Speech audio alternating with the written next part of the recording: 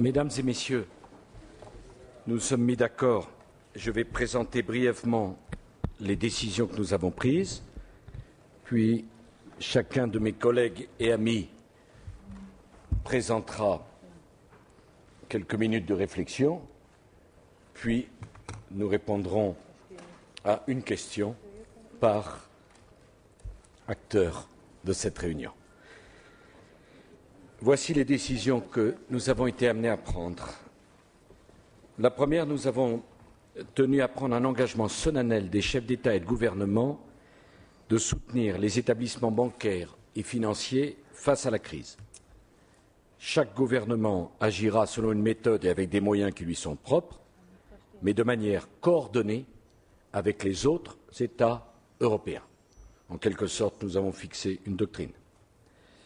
Deuxièmement, en cas de soutien public à une banque en difficulté, chaque État membre présent à cette réunion s'engage à ce que les dirigeants qui ont failli soient sanctionnés et à ce que les actionnaires supportent également le poids de l'intervention. Troisièmement, compte tenu du caractère exceptionnel des circonstances économiques et financières, la Commission européenne devra faire preuve de flexibilité dans l'application des règles en matière d'aide d'État aux entreprises, comme dans les principes du marché unique. Dans ces domaines, elle devra décider aussi rapidement que possible, compte tenu de l'urgence. Quatrièmement, de la même manière, l'application du pacte de stabilité et de croissance devra refléter les circonstances exceptionnelles dans lesquelles nous nous trouvons, selon d'ailleurs les dispositions du pacte prévues à cet effet. Cinquièmement, pour mettre les banques européennes sur la même ligne que leurs concurrentes internationales, les chefs d'État et de gouvernement demandent que les règles comptables relatives à la classification des actifs dans les bilans bancaires soient modifiées de façon à tenir compte de la durée de détention de ces actifs par les banques. La Commission, d'une part, les organismes de normalisation comptable, d'autre part, devront travailler en urgence pour que la question soit réglée avant la fin du mois. Par ailleurs, nous nous sommes également préoccupés du moyen terme. Nous appelons à un sommet le plus tôt possible, sommet international le plus tôt possible, avec les États les plus concernés sur la refondation du système financier mondial. Cette refondation s'organisera autour des principes suivants. Tous les acteurs des marchés financiers devront être régulés ou surveillés, et pas seulement les banques commerciales. En pratique, cela concerne les agences de notation, les banques d'investissement et les hedge funds. Deuxièmement, les normes comptables et prudentielles devront être revues pour éviter la création de bulles spéculatives lorsque les choses vont bien et les crises de liquidité comme celles que nous connaissons lorsque les choses vont mal. Les systèmes de rémunération des opérateurs de marché et des dirigeants seront revus pour éviter qu'ils favorisent les prises de risques excessives et pour lutter contre ce que l'on peut appeler le court-termisme. Quatrièmement, le renforcement du contrôle politique sur les différentes institutions internationales chargées de réguler les marchés et de fixer les normes comptables et prudentielles sera engagé pour s'assurer de la cohérence de leurs actions. Enfin, nous demandons la mise sur pied en temps de crise d'une task force entre les superviseurs, les banques centrales et les ministères des Finances. Et nous avons tenu également à saluer les décisions prises aux États-Unis, avec l'adoption par le Congrès du plan Paulson, qui contribue à la stabilité et à la confiance. Mesdames et Messieurs, nous avons parfaitement conscience des responsabilités qui pèsent sur nos épaules pour restaurer, ramener la confiance et pour être à la hauteur des événements que nous connaissons. Comme vous le voyez, cette réunion était nécessaire et je pense qu'elle est productive. Je vais donner maintenant la parole à Angela Merkel. Ja, meine Damen und Herren, ich Mesdames, Messieurs, je me félicite qu'à cette rencontre, nous ayons pu parvenir aux accords présentés par Nicolas Sarkozy. Je crois que cette rencontre est une contribution à la confiance à mettre dans notre système financier, confiance qui est essentielle. Cette confiance est importante pour les entreprises de nos pays, cette confiance est importante pour les contribuables, pour les épargnants de nos pays, et nous nous sommes mis d'accord pour mettre en place une démarche cohérente où il y a des responsabilités nationales de chaque État membre, bien sûr, mais il faut également s'assurer que les États membres européens ne se créent pas des inconvénients en raison de leurs décisions nationales. Et nous connaissons la responsabilité des responsables politiques, mais la leçon à tirer de cette crise financière doit être de demander des comptes aux responsables, d'une part, et d'autre part, de nous doter des règles et des dispositifs qui empêcheront ces crises à l'avenir. Pour cela, nous réclamons, et je m'en félicite, nous souhaitons une rencontre internationale parce que nous ne pouvons pas le faire tout seul en Europe. Je suis très heureuse qu'on ait parlé des normes comptables. On a indiqué qu'il faudrait un accord d'ici la fin de ce mois. C'est un signal très important en direction des banques et des institutions financières. Gordon.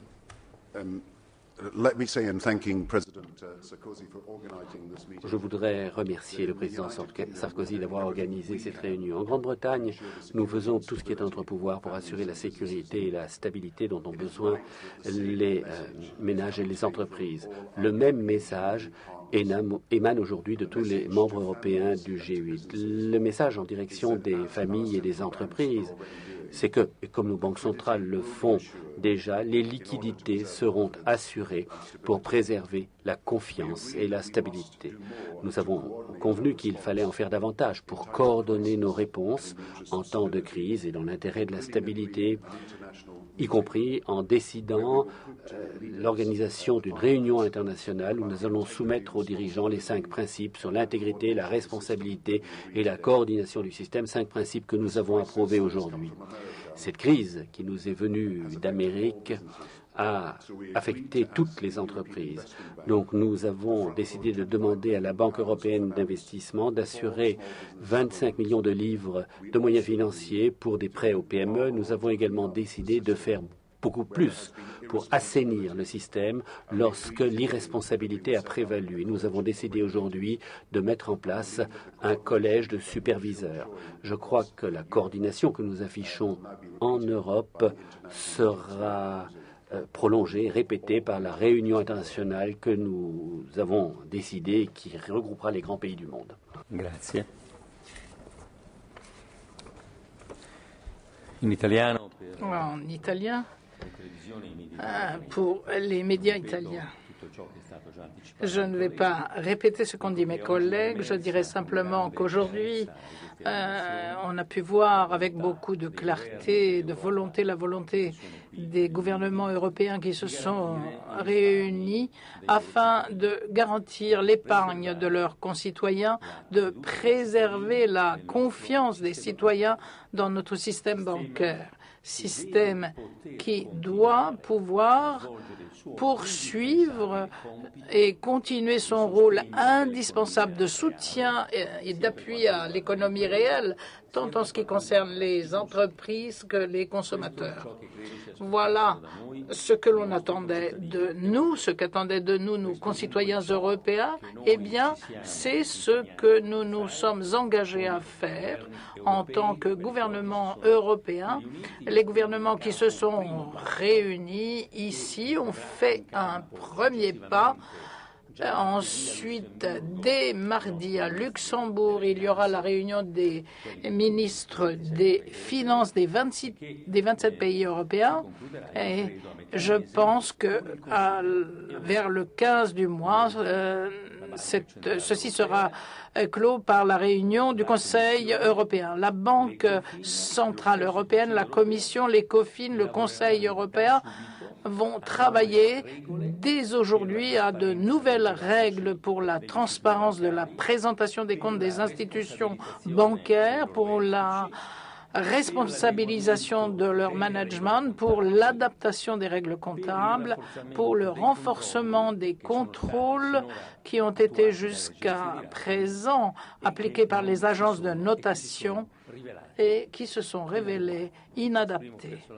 J'exprime personnellement ma satisfaction suite à cette rencontre. Je souhaite que nos ministres des Finances et nous tous des 27 pays au sein du Conseil européen puissions transformer ce qui a été écrit dans ce document, qui est un document de proposition à nos partenaires. Je remercie le président Sarkozy qui nous a convoqués ici, nous membres du G8, à un moment où le G8 n'est pas fonctionnel puisqu'il y a eu changement de Premier ministre au Japon et nous vivons à un moment aussi de transfert des responsabilités de la présidence du G8 aux Européens puisque c'est l'Italie qui, à compter de l'année prochaine, sera responsable du G8. José Manuel. Merci. Tout d'abord, je tiens à me réjouir et à saluer l'esprit de véritable coopération, la reconnaissance de la dimension européenne dans cette question tellement importante et la volonté d'aboutir à une cohérence et à une coordination des efforts européens de façon à renforcer la stabilité et la confiance. En ce qui concerne de façon plus concrète le travail de la Commission, je me félicite du fait que nous avons maintenant un consensus entre tous les participants dans cette réunion pour qu'on puisse faire rapidement une proposition modifiant les règles comptables afin d'éviter que nos banques européennes soient dans une situation de désavantage par rapport à d'autres banques. Je crois que nous pouvons maintenant aussi avancer pour une proposition de règlement destinée à mieux encadrer les agences de notation. Vous savez que ce mercredi, la Commission a présenté une proposition en ce qui concerne les fonds propres des banques et nous présentons aussi des propositions pour les collèges de surveillance. Nous allons aussi lancer d'ici la fin de l'année une initiative législative destinée à améliorer les règles existantes en matière de garantie des dépôts en assurant une meilleure convergence entre les systèmes nationaux. Il y avait aussi un consensus entre tous les participants en ce qui concerne cette initiative. Et finalement, la Commission, pour sa place, a décidé de mettre en place un groupe d'experts indépendants de haut niveau afin d'étudier les modalités de renforcement et amélioration du cadre de la supervision financière en Europe. Et sur la base d'un rapport qu'ils vont nous faire, nous ferons dans l'avenir d'autres propositions. Mais le message essentiel, c'est que nous avons réussi une grande convergence entre les actions qu'on doit faire au court terme et d'autres actions plus structurelles que l'on peut promouvoir pour renforcer la stabilité et la confiance. Merci. Jean-Claude. Oui, Mesdames, Messieurs, face à la crise financière grave, la plus grave que nous ayons connue depuis la fin de la Deuxième Guerre mondiale, l'Europe ne peut pas réagir en ordre dispersé. Ce fut la réunion d'une Europe qui veut agir d'une façon cohérente et conséquente. Le message essentiel qui se dégage de nos travaux est que la liquidité sera assurée dans l'objectif de rétablir la confiance qui actuellement fait défaut. Mais il est évident, comme le disait Mme Merkel, que l'obligation n'est pas seulement celle des gouvernements, mais que le secteur privé doit participer à l'effort qui doit être le sien pour rétablir la confiance.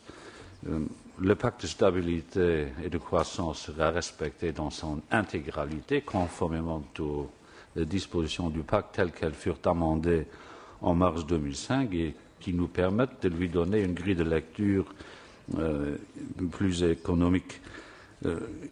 Il est évident que la régulation deviendra plus précise et plus détaillée sans devenir un étranglement, mais tous les acteurs doivent savoir qu'en matière de supervision et d'autres éléments annexe, la réalité deviendra différente de ce qu'elle fut. Je voudrais attirer votre attention sur le fait que l'Europe entière se doit de réagir et donc nous aurons avec les États membres de l'Union européenne qui n'étaient pas représentés ici un dialogue vertueux sur lequel nous tombions d'accord. Nous allons commencer à le faire lundi prochain lors de la réunion de l'Eurogroupe et mardi lors de la réunion de l'ECOFIN. Merci. Jean-Claude Trichet. Merci, Monsieur le Président. Monsieur le Président, je crois que c'était une réunion en effet importante pour toute l'Union européenne et certainement pour la zone euro. Nous nous félicitons des mesures prises depuis le début de la crise financière par la Banque centrale européenne, par la Banque d'Angleterre et par les autres banques centrales. J'ai eu l'occasion au cours de cette réunion de rappeler ce que nous avions fait et toutes les décisions que nous avions prises pour assurer la liquidité en Europe. Et j'ai donné des chiffres aussi, notamment pour ce qui concerne les refinancements à terme, 420 milliards d'euros qui correspondent à des décisions que nous avons prises pour assurer la liquidité du système bancaire dans des circonstances exceptionnelles. Nos refinancements normaux eux-mêmes sont à 190 milliards d'euros qui s'inscrivent en sus de ce que je viens de dire. J'ai aussi mentionné que nous avions une coopération intime sur le plan international, en particulier avec l'institution sœur qu'est la Federal Reserve, et que nous assurions en Europe la liquidité en dollars avec un accord de swap que nous avons avec la Federal Reserve de 240 milliards de dollars. Simplement ceci pour donner une idée des ordres de grandeur. Je crois que cette réunion, qui comporte beaucoup d'orientations importantes que nous approuvons à la Banque centrale européenne, va nous permettre de faire face aux circonstances qui sont en effet des circonstances qui exigent de la responsabilité de la part de tous les acteurs, de la détermination, beaucoup de détermination, et qui doit permettre, comme nous efforçons de le faire dans notre domaine, de renforcer, de préserver et de renforcer la confiance, parce que la confiance est certainement l'ingrédient le plus important dans les circonstances présentes. Je crois que les conclusions que vous avez sous les yeux vont dans le sens d'un renforcement important de la confiance. Merci. 7 questions, une pour chacun des intervenants. Vas-y.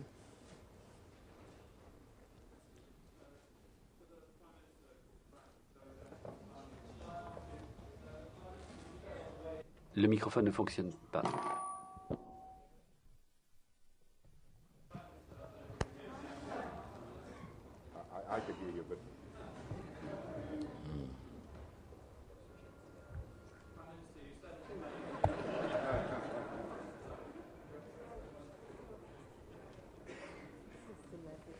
Pardon, c'est un micro français pour un journaliste anglais. Est-ce qu'on peut demander un micro anglais pour un journaliste français? C'est pas grave. Gordon traduira. Allez.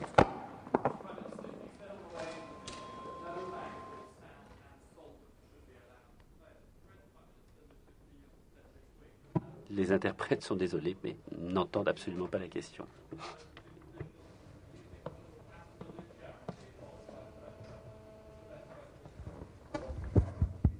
Every instance, Northern Rock.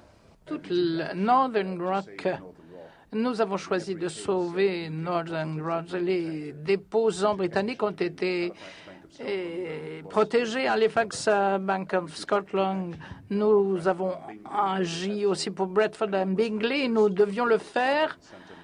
Et avec l'aide de Santander, là où nous avons agi, nous avons fait ce qui était nécessaire et nous continuerons à faire le nécessaire pour préserver la stabilité du système financier. Et aujourd'hui, nous sommes mis d'accord pour dire que, comme le font d'ores et déjà les banques centrales, les liquidités seront assurées afin de préserver la stabilité et la confiance. C'est là le message que veulent entendre tous les ressortissants européens. Deuxième question. J'espère que le micro va marcher, là. Hi, Gabriela Caruso for EBS. I'd like to ask. Je voudrais demander à M. Barroso, vous avez demandé une réponse européenne structurée. Est-ce que vous êtes satisfait de la réponse Je suis très satisfait. Je crois qu'il y a eu un grand degré de convergence et de volonté commune et d'engagement à l'égard de la dimension européenne. Il y aura d'autres réunions. Lundi prochain, mardi prochain, l'ECOFIN, le 15 octobre, le Conseil européen. Je suis convaincu qu'un consensus fort est possible. Je voudrais souligner le fait que ce que nous avons établi a été confirmé, c'est-à-dire les règles de concurrence d'aide nationale. Ceci a été appliqué avec la flexibilité indispensable. Il est clair aussi que nous poursuivrons le pacte européen de stabilité. Ce pacte est très important pour la croissance et la stabilité et il en sera fait dans un cadre de flexibilité et de souplesse. Nos politiques fondamentales prévoyaient une flexibilité et une souplesse et il y a eu vraiment l'expression d'un besoin de cohérence entre tous les partenaires européens. Je crois qu'il s'agit d'un problème global, mondial, et il a fallu y trouver des solutions globales elles aussi. Udo von Kampen, ZDF, Deutsches Fernsehen. Udo von Kampen, ZDF, deuxième chaîne de télévision allemande. Madame la chancelière, vous avez demandé une démarche cohérente de tous. Qu'en est-il de l'Irlande, puisque l'Irlande est le seul pays qui apporte une garantie de tous les dépôts? Comment est-ce que vous réagissez à cela? Également pour ce qui est de la concurrence entre les banques. Alors nous avons demandé à la Commission de chercher le dialogue avec l'Irlande. Nous l'avons demandé également à la Banque centrale européenne.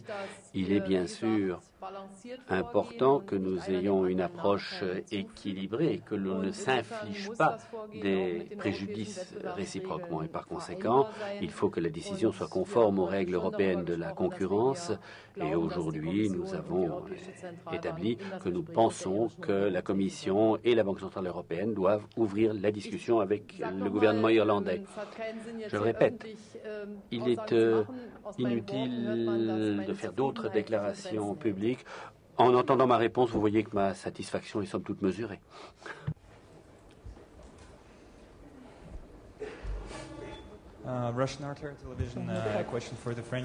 Une question à l'adresse du président Sarkozy. Si j'ai bien compris, votre ministre des Finances a dit qu'il fallait créer un fonds européen de 400 millions pour aider les banques européennes. Pourquoi avez-vous renoncé à cette proposition et qui s'est prononcé contre parmi vos collègues? J'ai d'autant eu moins de mal à renoncer à cette proposition que je ne l'ai jamais assumée, proposée, imaginée. Est-ce que ma réponse est suffisante? J'ajoute que je vais répondre donc à une question que vous ne m'avez pas posée, que ce qui est très important, c'est que devant une crise mondiale, l'Europe existe, présente une réponse. Ce qui est très important, c'est que nous ayons des réponses à l'urgence, ce que nous faisons, et que nous nous engagions tous ensemble à demander l'organisation d'un sommet pour que demain, les mêmes causes ne produisent pas les mêmes effets. C'est une véritable refondation dont il doit s'agir. Il y a la crise, il y a les mesures d'urgence, il y a l'action coordonnée, nous sommes parfaitement conscients de nos responsabilités. Et puis il y a l'avenir. L'avenir à quelques semaines ou à quelques mois. Mais nous voulons poser les bases d'un capitalisme de l'entrepreneur et non pas du spéculateur. Nous voulons de la transparence. Nous voulons de la moralisation. Nous voulons de la création de valeur. Nous voulons que les gens aient confiance. Et nous voulons en fait de cette crise qu'il en ressorte après ce qu'ont été les accords de Bretton Woods il y a 60 ans, un nouveau monde. Qu'au moins de tout ceci, de tous ces problèmes, nous sachions en faire une opportunité pour construire quelque chose dans lequel les gens auront confiance. Et qu'on soit anglais, allemand, italien, qu'on soit à la Banque centrale, à la Commission, qu'on soit président de l'euro, on est tous d'accord là-dessus. Alors chacun de nos pays a ses règles, sa législation, sa culture. Eh bien chacun a décidé de faire un pas l'un vers l'autre pour présenter un visage cohérent. L'Europe existe et a une volonté. Alors nous poursuivrons, comme l'a dit Silvio Berlusconi, avec l'ECOFIN, avec le Conseil européen du 15, avec le sommet où nous avons demandé la rencontre. Moi-même, en tant que président du Conseil, j'ai vu le Premier ministre irlandais, le Premier ministre néerlandais, je déjeunerai avec le Premier ministre espagnol, je rencontrerai le Premier ministre polonais, j'aurai contact avec d'autres États membres. Ce qui compte, c'est que l'Europe se batte sur ses valeurs, ses idées, qu'elle les défende. Non pas pour les imposer aux autres, mais pour ramener la confiance. Nous voulons un capitalisme d'entrepreneurs, encore une fois. Nous ne voulons pas de cette spéculation. Voilà. Et c'est pour ça que nous nous sommes réunis. Et c'est une longue marche avec d'autres réunions ensuite. Alors, évidemment qu'il y avait des différences de culture. Sinon, on n'aurait pas besoin de se voir. Et ce n'est pas un drame. Ce n'est pas d'aujourd'hui que l'on ignore qu'il y a une culture anglo-saxonne, que l'Allemagne a sa propre organisation hollandaise et que les pays méditerranéens peuvent avoir d'autres idées. Tout le monde le sait. Eh bien, ça n'en donne que plus de mérite à la nécessité qu'on a eue de se rencontrer, de s'écouter et de trouver un compromis. Au service de qui? Bien, au service des Européens. Et nous l'espérons du monde entier qui a besoin que l'Europe manifeste sa stabilité. Dans le contexte des élections aux États-Unis, des élections au Japon, il faut bien qu'on prenne nos responsabilités. Merci de ne pas m'avoir posé cette question, mais j'ai été très heureux d'y répondre. Monsieur le Président, Philippe Roy-Contensin, RTL, vous avez justement parlé de rétablir la confiance. Vous ne voulez plus répondre à une question? C'est pas que je veux plus, c'est qu'on a dit une question par personne. Donc si vous voulez poser une question à M. Trichet, ah oui, alors, à M. Juncker ou à M. Berlusconi, vous avez le droit. La même question, mais à un autre. Bon, Monsieur Trichet, justement, bon, on met énormément en avant votre responsabilité, notamment sur les taux d'intérêt. Il y a une attente très forte, en particulier, je pense, des consommateurs français. Il y a un problème de crédit, il y a un problème aussi de financement, tout simplement pour les particuliers pour construire leur maison. Les banques refusent des crédits. Comment vous pouvez agir? Ma réponse est d'autant plus simple que, comme vous le savez, nous venons de nous réunir jeudi dernier au Conseil des gouverneurs et j'ai indiqué quel était notre diagnostic. Je pourrais simplement dire les ménages européens, les 320 millions d'Européens qui sont nos concitoyens dans la zone euro aujourd'hui, nous serons 325 millions quand le 16e pays nous aura rejoints dès le 1er janvier prochain. Ils peuvent compter sur nous pour leur assurer la stabilité des prix. Et je dirais c'est très important pour la confiance des ménages, c'est une importance considérable. Ils peuvent compter sur nous pour que les entreprises elles-mêmes aient des crédits à moyen et long terme qui incorporent un bas niveau d'inflation sur les durées moyennes et longues. Et enfin, c'est très important aussi pour la stabilité financière qu'on puisse compter sur nous pour être une ancre de stabilité. Donc dans ce domaine, je dirais, nous contribuons autant que nous le pouvons à la confiance. Et j'ai pu exprimer d'ailleurs confiance dans le fait que nous avions progressivement regagné la main, si je puis dire, sur les tensions inflationnistes. J'ai dit qu'il y en avait encore, mais qu'elles avaient diminué. Deux questions, une au président Berlusconi, une au président Juncker. Marco Galluzzo del Corriere della Sera. Marco Cannuzzo, Corriere della Sera. Une question tant au président Sarkozy qu'au président Berlusconi. Je crois que tout le monde est conscient du fait que l'Europe seule ne peut pas tout faire. Madame Merkel l'a dit. Quel type de collaboration et quel type de conscience du problème attendez-vous des autorités américaines? Vous avez demandé une rencontre internationale. Vous préconisez. Quelles seront les implications du côté de Washington à l'égard de ce problème et pour cette rencontre? Il nous faut dire que nous nous sommes réjouis tous de la décision prise par les États-Unis. Cette décision devrait faire en sorte que les banques et le monde financier aux États-Unis atteignent un niveau tel au point de ne plus constituer une difficulté pour l'économie européenne et l'économie mondiale. Avec les États-Unis, avec les autres systèmes économiques importants, la Chine et l'Inde, nous travaillerons pour refonder un système mondial au sein des institutions bancaires et nous le ferons par le nouveau format que nous avons décidé de réaliser au sein du G8, c'est-à-dire non seulement la réunion des 8 pays les plus industrialisés du monde, mais la réunion des 14 plus importants, c'est-à-dire au-delà des 8, l'Inde, l'Égypte, la Chine, l'Afrique du Sud, qui vont recevoir au cours d'une journée de travail les représentants des continents africains. Le nouveau G8 représentera plus de 80% de l'économie mondiale. Ceci me semble le lieu idéal pour amener tous à prendre une décision concernant la refondation des systèmes bancaires et financiers du monde. Je crois qu'il faut rappeler à nos concitoyens que l'Europe ne court pas les risques et n'a jamais couru les risques encourus par le système américain. Les ressortissants européens, les Européens sont des épargnants.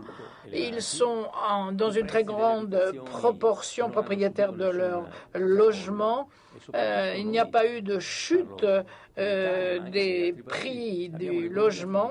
En Italie, nous avons une économie fondée sur les entreprises et nous savons très bien que c'est l'économie réelle et le travail qui crée la richesse et non pas le monde financier.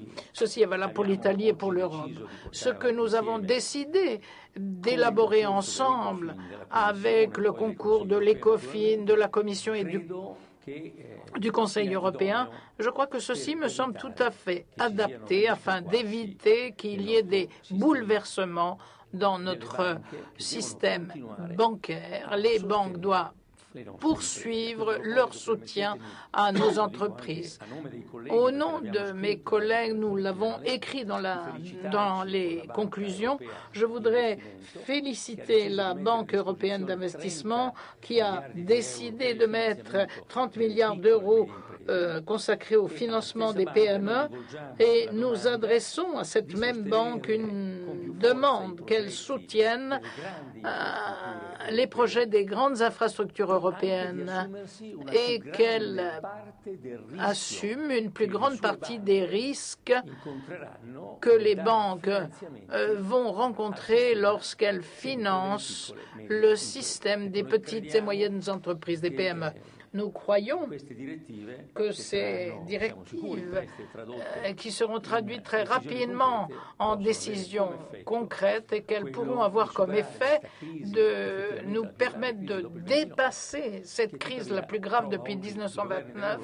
Néanmoins, les gouvernements européens sont unis et prêts et décidé à mettre en œuvre toutes les décisions indispensables. Moi aussi, pour répondre à une question qui ne m'a pas été posée, mais je suivrai M. Sarkozy et je ferai comme lui. Je dirais la situation d'aujourd'hui est très différente de la situation de 1929. À cette époque-là, les finances étaient totalement détachées du monde réel. Aujourd'hui, nos bourses sont traumatisées. Ont procédé à une évaluation des entreprises bien inférieure à leur capacité réelle de générer de la richesse. Beaucoup d'entreprises ont vu leur action diminuer de 70% par rapport à leur valeur d'il y a un an. Néanmoins, elles génèrent les mêmes bénéfices qu'il y a un an. Donc, qu'est-ce qui est le plus important? C'est de soutenir l'économie réelle afin qu'il n'y ait pas une diminution de la consommation et de la production et afin de pouvoir maintenir la rentabilité de nos entreprises. Nous disons aux investisseurs, aux actionnaires, soyez tranquilles car aujourd'hui, vos actions sous-évaluées par la bourse recouvreront de leur valeur. Je ne sais pas, quand on me dit dans combien de temps, je dis 18-24 mois, et je dirais que ceux qui ont investi dans nos industries, eh bien, ils n'ont rien à craindre dans un avenir qui ne nous préoccupe pas de ce point de vue. Claude Juncker. Pardon. Ralf Niemeyer für Ralf Niemeyer, EU Reporter. Question pour le président Juncker. Alors, est-ce que, compte tenu de cette situation, il n'y aurait pas une réflexion générale à envisager au Conseil ECOFIN, c'est que ces instruments financiers, ces spéculations extravagantes soient interdits purement et simplement si ça cause autant de dégâts à l'économie réelle? En Allemagne, il y a un vaste débat sur cette question. Comme le disait à l'instant M. Berlusconi, il y a vraiment un débat dans la population pour que l'on relègue ce genre de choses au casino.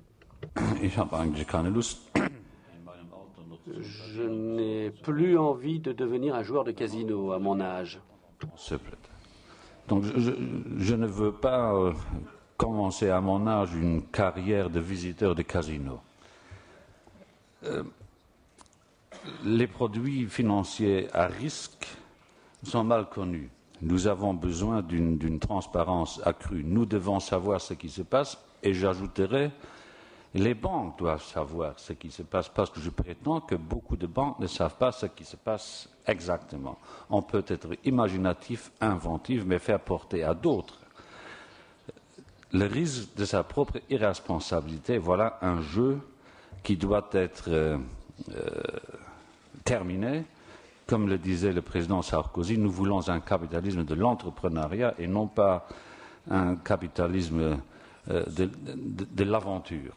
Ça ne va pas. Et nous voudrions que les structures de rémunération des dirigeants bancaires soient changées de façon à ce qu'ils ne soient pas récompensés lorsqu'ils font prendre à leurs établissements et à leurs clients des risques inconsidérés. Il faut casser cette logique perverse. J'aimerais ajouter quelque chose à ceci. Il faut ramener de l'éthique dans le monde des finances. Ceux qui offrent aux épargnants des produits qui sait très bien ne pas correspondre à la réalité, c'est quelqu'un de coupable. Vous avez noté que Silvio Berlusconi continuait sa réponse à la première question. Mesdames et messieurs, je vous remercie.